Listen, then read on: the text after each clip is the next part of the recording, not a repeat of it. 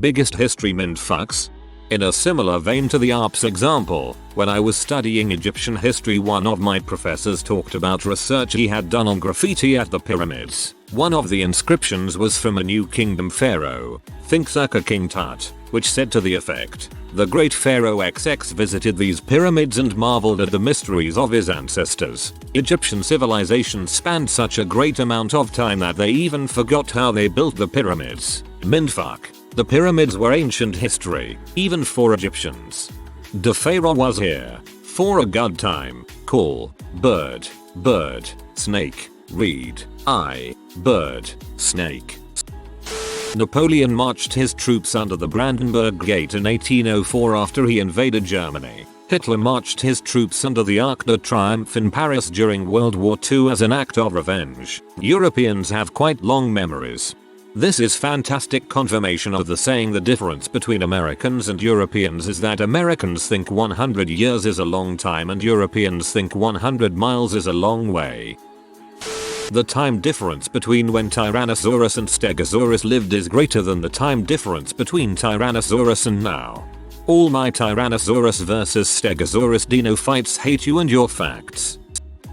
When Alexander the Great decided to attack the city of Tyre, he ran into a problem. Tyre was an island, and he had no boats. No matter, he had his men construct a bridge amidst the hail of arrows from the walls of Tyre. Then he crossed the bridge and conquered the city. 2,500 years later, the centuries of accumulated silt and sand have turned that man-made bridge into a full-scale, permanent geological feature. Tyre is, to this day, no longer an island. There are over 2,400 comments, but I hope some of you can see this. Mississippi didn't ratify the 13th Amendment, prohibition of slavery, until 1995, only 16 years ago. In a single afternoon, 40,000 Roman soldiers were slaughtered by Hannibal at the Battle of Cannae. A slaughter of this proportion in a single afternoon wasn't matched until World War I. When Hannibal led his forces through the Alps, he got to a point where the war elephants couldn't pass. Hannibal said frick it, built some roads for his elephants and went on his way. The Roman defense against war elephants was to cut off their trunk and cause them to panic. In the 1920s, Canada had a plan for a surprise invasion of the United States in the event of war. The plan was to move troops as far south as possible, then as soon as serious resistance was met, retreat to the border using scorched earth tactics. All this was to buy time for assistance from Britain and Japan. I've always thought that the inventors of basic things were kind of mindfuck inducing. Mathematics are impressive enough, but then you think about the guy lady who invented numbers with nothing to base it on but an abstract notion. Or the person who realized, hey, if I take the seeds from this wheat plant and mash it up, mix it with water, let it sit around for a little while, and then put it on a fire for a while, it tastes freaking delicious. It just puts into perspective how smart humans are to figure those things out. The fact that Newton got as far as you could in explaining physics with the mathematics he had at the time, algebra. When the math was no longer sufficient, he invented calculus. In Europe between the 14th and 17th centuries, people were occasionally afflicted with dancing mania, in which large groups would begin to dance in the streets, as if in a trance, often until the point of passing out. The phenomenon is well documented and is largely not understood. Flash mobs. We usually think of a cowboy as being a white man, but 30% of cowboys were black, poor, recently emancipated slaves trying to make a bare living. During 14th century Korea, Admiral Yi Sun Shin single-handedly stopped the Japanese invasion during Japan's conquest of Asia. In 26 naval battles, he didn't lose once and achieved flawless victory. Every battle, he was outnumbered, sometimes 100-1. There were many battles where he takes a handful of ships, 13, and defeats hundreds upon hundreds. He was able to do this because he was a master tactician and used every advantage he could find, whether it was wind direction, tide changes, boat formation, and natural geography. His achievements in history is unparalleled, yet not many people have heard of this man due to his birth surroundings. How he can win over 25 naval battles where he was outnumbered usually 10-1 in dominant fashion is one serious mind frick. Reminds me of Koreans playing StarCraft. Not really a mindfuck, but has anyone wondered what the world would be like if the library at Alexandria had not burned down? Shortly before the assassination of Abraham Lincoln by John Wilkes Booth, Lincoln's son Robert was in New Jersey at a train station when he fell off of the platform and onto the tracks. Immediately a hand reached down and grabbed his collar, pulled him back onto the platform, and saved his life. Who was the man who saved him? None other than Edwin Booth, the older brother of John Wilkes Booth. Today you, tomorrow your father. The day after Thursday, the 4th of October 1582 was Friday, the 15th of October 1582. This marked the transition between the Julian calendar and the Gregorian calendar.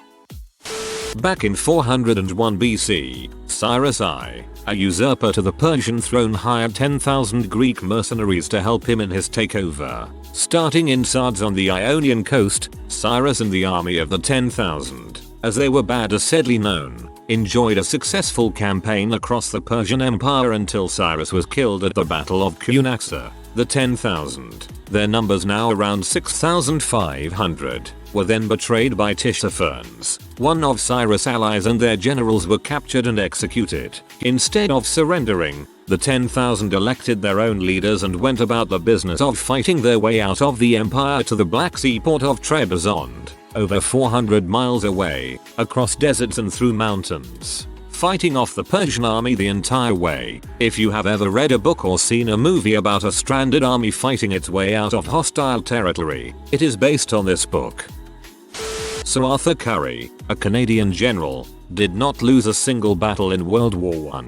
He revolutionized troop cohesion and mobility by, and this is what fricks with my mind, giving each of his soldiers a map of battle location. At that time, the prevailing idea among militaries was that lowly soldiers couldn't possibly make use of a map. Meanwhile, this Canadian comes along and thinks to himself, no, I really think the whole knowing where you are thing is a good idea. Yeah, I am always lost in FPS without a fricking map. The events that took place between Cortez and Montezuma. The Spaniards landed in a world where people breathed fire, smoking tobacco, had hot and cold running and or plumbing, and built structures that dwarfed anything in Europe. The population of Tenochtitlan was around 150k, whereas London at the time was around 50k. When asked why they needed so much gold, Cortez replied, because we Spaniards have a disease called greed which only gold can cure. The clash of these two cultures has always fascinated me. My mindfuck of this whole affair is the chicken, introduced by the Spaniards up in Mesoamerica, reached the Incan Empire before the Spaniards did. Several hundred years ago, a group of Maori set sail from New Zealand into the unknown South Pacific. Whether by luck or skill, they landed on a remote archipelago known now as the Chatham Islands. Some 500 miles away, they lost all contact with their fellow tribesmen on New Zealand and formed a tight-knit, egalitarian community known as the Moriori and lived in peace for over 100 years. Then, one day in the 1830s, a group of Maori, who had by this point established contact with English settlers, hitched a ride on a seal hunting ship and sailed back to the same island. Seeing its potential as a settlement, the Maori, as was their custom, slaughtered or enslaved every single Moriori. The Moriori did not fight back, they had never known violence. More people died from the 1918 influenza pandemic than World War I. Also, more people died in 1 year of the influenza pandemic than died in 4 years of the Black Plague. Yes, but that is largely due to the global population in 1918 being higher than it was in the Middle Ages, at the time of the Black Plague. So the influenza killed more people, but the plague killed a greater proportion. Ancient Spartans were fine with men loving young boys, as long as that attraction was based on an admiration of their character. Being attracted to them physically was disgusting though. That was what those perverted Athenians did. Not only fine, but encouraged. Men fought better in battle if the one they loved was fighting alongside them. They stood to lose more. About 70,000 years ago, the human population was reduced to near extinction, about 2,000 individuals. They also theorized that if that Spanish flu had broken out in the Middle Ages instead of the bubonic plague, we might not have made it either. The second deadliest war in human history happened in China, led by a man who considered himself the younger brother of Jesus. Yeah, as an add-on to that, at the same time the American Civil War was going down, the Typing Rebellion was happening. Civil War killed 600k. Typing Rebellion killed 40 meters. 40 million people. I've posted this before, but here's my favorite coincidence from history. On the 30th of March, 1981 there was an assassination attempt on President Reagan. Jerry Parr was one of the Secret Service agents on duty. In fact, he was the one that pushed President Reagan into the limousine after hearing the gunshots. While driving back to the White House, standard procedure since at the time it was believed the president was uninjured, Agent Parr noticed that the president was bleeding and ordered the limo to immediately turn around and go to George Washington Hospital. This decision no doubt saved President Reagan's life. Agent Parr had wanted to be in the Secret Service since a young boy when he watched a 1939 movie called Code of the Secret Service, with a young unknown actor playing the part of Agent Brass Bancroft. That actor made some more movies and eventually entered politics, becoming governor of California and later, President of the United States. Indeed, a young Ronald Reagan played a role in a movie which caused a young boy to make a career choice, and then save the actor president's own life 42 years later. Something similar happened to President Bartlett.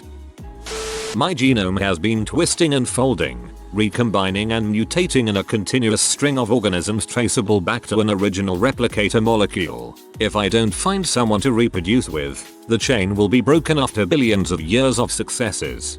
Now you made reproduction sound like a solemn duty. Frick. The Wild West, popularly portrayed as being a violent time where the law was at the end of a gun barrel and groups of bandits roamed the land, was actually quite tame. Murders and violent crime were very uncommon. Gun laws in the Old West were actually more strict than they are now. Washington's surprise attack on the Hessians at Trenton should have failed miserably. His army was spotted crossing the Delaware by some British loyalists late on Christmas Eve. They rode to the Hessian camp and asked to speak to the commanding officer. He was too busy with a poker game to be disturbed. They then asked for a note to be delivered with the message that Washington's army was crossing and the camp should be prepared. The Hessian commander couldn't read English though and just pocketed the note. He was later found dead with the same note still in his pocket. The two major aggressors of World War II ultimately achieved their economic goals. Germany is, arguably, the most powerful economy in Europe, and Japan, through technology and aggressive economic reform during the MacArthur years, has effectively created a great East Asia co-prosperity sphere. The cars made in the former Axis of Germany, Japan and Italy also stomp on the cars of the former allies America, England and France. Archimedes was a mathematical genius and, supposedly, single-handedly defended Syracuse against the Romans using his inventions. He died after a 2-year siege, and was so well known that the Roman generals had given their men explicit orders to not kill him. Archimedes was so intent on his work that, when found by a Roman soldier, his first words were, "Do not disturb my circles." This enraged the soldier so much that he ignored direct orders and promptly killed possibly the greatest genius of the ancient world. During Thomas Jefferson's term as president, the White House lawn was public space where people commonly had picnics, etc. One day many of these people witnessed the French ambassador moving several huge wheels of cheese into the White House. Thomas Jefferson became known as the Big Cheese. I find it interesting that the potato, historically considered a staple food of the Irish, Russians, and other European peoples, originated in the Americas and wasn't introduced into Europe at all until the 16th century. It's strange how readily Europeans assimilated the foods and crops of completely alien cultures. Tomatoes and corn too. A lot of the writing left over from the Viking Age in Norway is dong and fart jokes. Seriously, we have gay jokes whittled into wood. Back in the age of exploration, it was common for British and Spanish ships to drop mating flocks of goats and chickens on remote islands to develop a food source for future expeditions. These ships also dropped rats and snakes. Wiki the histories of Ascension and St. Helena Islands. Makes me wonder how many Galapagos-style ecosystems were ruined by this and what amazing and weird animals we will never get to see. Despite the huge amount of play they get in the movies and on TV, Sparta was only a major player in ancient Greece for some 300 years. Everything about Greek fire, those crazy dudes who whip themselves to show their piety, were just a few isolated cases right wrong. They traveled in groups thousands strong, murdered men who stood in their way, and for a few brief period were as highly regarded as the Pope. Speaking of popes, there was a period in the 14th century where the Catholic Church had 3 of them at the same time. The Catholic Church has had at least 3 African popes. At least one was an African native, and was possibly black. In 1951, a French village suffered from something called Saint Anthony's fire, suspected of being ergotism. 150 people went insane and hallucinated for 3 weeks straight. Forget smallpox blankets. Colonists committed far worse acts of genocide by releasing hogs into Native American lands. The pigs ate much of the natives' food stores and then went on to destroy much of their agriculture, hundreds starving as a result. The Colossus of Rhodes was 2/3 the size of the Statue of Liberty. In about 50 BC, Lucretius, a Roman philosopher, wrote a book about trying to understand the world through logic and observation. Not particularly unusual for the time, except almost all of the guesses he makes turn out to be right. Things Lucretius figures out just by using his eyes. 1. All matter is made of different kinds of atoms. 2. There is no such thing as an immaterial soul. Consciousness is held inside the matter of the body. 3. If the gods exist, they certainly do not intervene in the affairs of man. 4. The mind is connected to the body by long, thin nerve cells. No, really, most of the ideas he discussed wouldn't be picked up again until the Italian Renaissance, a millennium and a half later. Also, the way he describes the random motion of atoms has a lot in common with modern chaos theory. Also, the entire book is written in rhyming poetry. It's crap like this that makes me think that if the Roman Empire hadn't fallen, we'd have invented warp drive by now. The move westward on the Oregon Trail was a program that was massively supported by government funding. Now it's a prime example of rugged individualism and a myth used as a cudgel against ideas of social welfare. A couple more I just thought of. 1. The population of islanders has still never recovered to the level it was before the potato famine, because of emigration as well as starvation, but still. 2. Only a few hundred years ago, the complete pool of human science was so small that a well-educated gentleman could plausibly claim to just know everything. A full-time scientist could reasonably be expected to be an expert in every field. That's why there were all these cool M like Ben Franklin and Edmund Halley were running around inventing the crap out of everything. In short, until very recently, the entire sum of things humanity has figured out about the world could be summed up and memorized by one person. The Polynesians, who did a pretty good job of exploring and populating the Pacific hundreds and even thousands of years before the Europeans, landed in South America and returned to Polynesia with sweet potatoes. The evidence. 1. The sweet potatoes the Maoris cultivated in New Zealand, the Kumara, have been shown via DNA to have originated in South America. 2. Bones, found in an ancient campsite on a beach in northern Chile, have been found to come from a type of chicken that is native only to Samoa, suggesting that Samoans or other Polynesians were the ones who camped there. BTW, the Polynesians have been shown, linguistically and genetically, to have originated in Taiwan, so they didn't come from South America in the first place. Christopher Columbus was a freaking butthole. One example being the first crewman to spot land was to be awarded a pension for life, and Columbus falsely claimed it when they returned to Spain. Evil empires are only considered evil when they break down. If they keep their crap together, history considers them benevolent empires.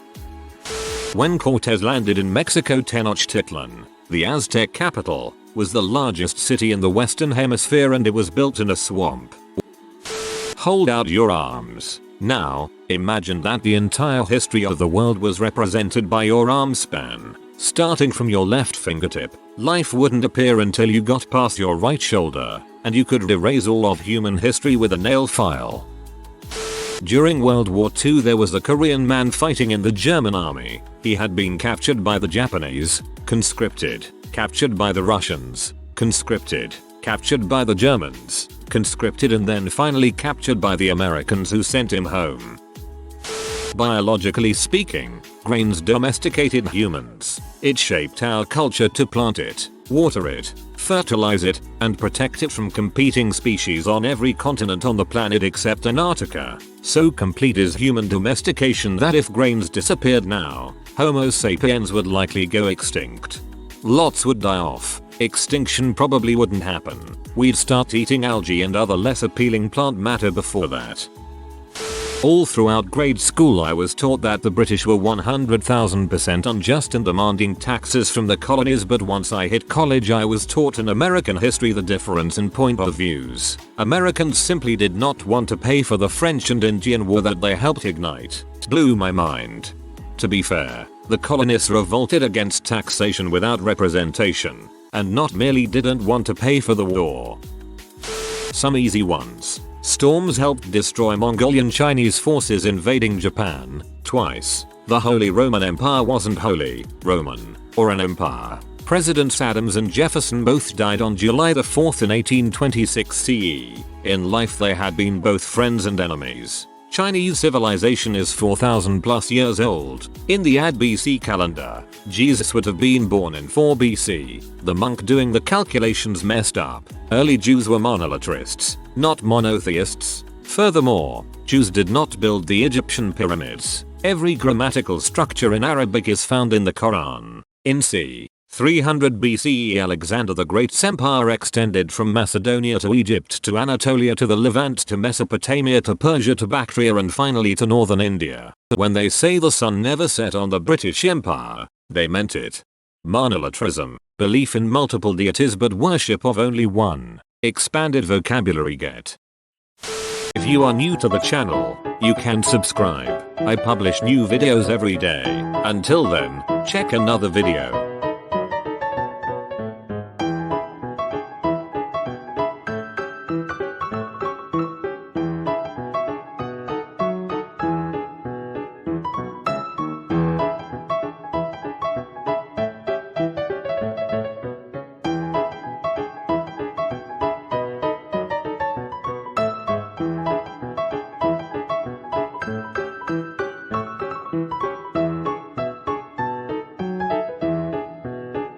Bye for now.